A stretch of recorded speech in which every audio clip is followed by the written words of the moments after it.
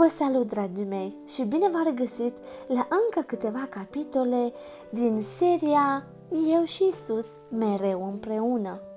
Nu renunța. Înveți ceva nou și nu-i tocmai ușor?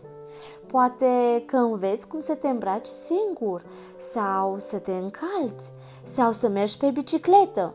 Continuă să încerci. Te rog să nu fii trist dacă e greu la început. Uneori trebuie să continui să încerci până când reușești. Știi că unui mânz nou născut îi este greu să se țină pe picioare și să umble? Mânzuțul trebuie să încerce și să tot încerce. Mânzul care învață să umble încearcă să se ridice în picioare, dar cade repede la pământ pentru că picioarele lui nu sunt suficient de puternice. Dar nu renunță, ci continuă să tot încerce. Cade de multe ori, dar la un moment dat este în stare să se țină pe piciorușe. La început umblă împleticit, dar după câteva zile poate să meargă drept și chiar să alerge. Deci, dacă greșești sau dacă încerci să înveți ceva nou ce nu e ușor, continuă să încerci. Dacă te străduiești din răsputeri, vei reuși în cele din urmă. Asemenea mânzului care, în final, reușește să stea în picioare și se umblă, pentru că nu renunță și tu vei reuși să te descurci bine.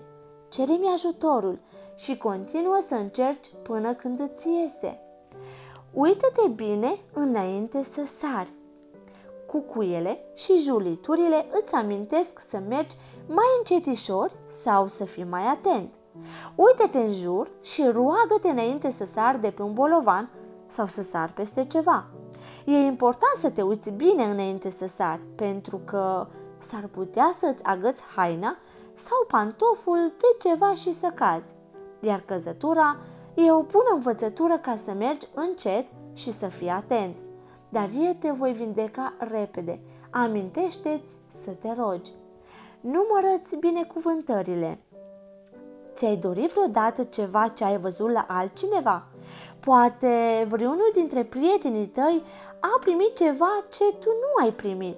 Poate o jucărie nouă sau o bluziță nouă, iar tu ai început să nu te simți bine că nu aveai și tu acel lucru. Ți s-a întâmplat asta vreodată? Ei bine, dacă te vei opri puțin și vei număra lucrurile frumoase pe care le ai, vei vedea că și pe tine te-am binecuvântat în multe feluri. Ești special pentru mine. S-ar putea ca vreun copil să fi primit o jucărie nouă sau s-ar putea ca pe tine să te binecuvântezi cu un timp special împreună cu mama sau cu tatăl tău, ori s-ar putea ca tu să mergi în vizită într-un loc deosebit sau să faci ceva aparte. Prietenul tău se poate să aibă parte acum de ceva distractiv, dar puțin mai târziu va veni și rândul tău ca să faci ceva deosebit.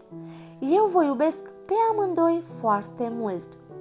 Pe curând, dragi copilași, vă aștept la următoarele episoade din seria Eu și Isus mereu împreună.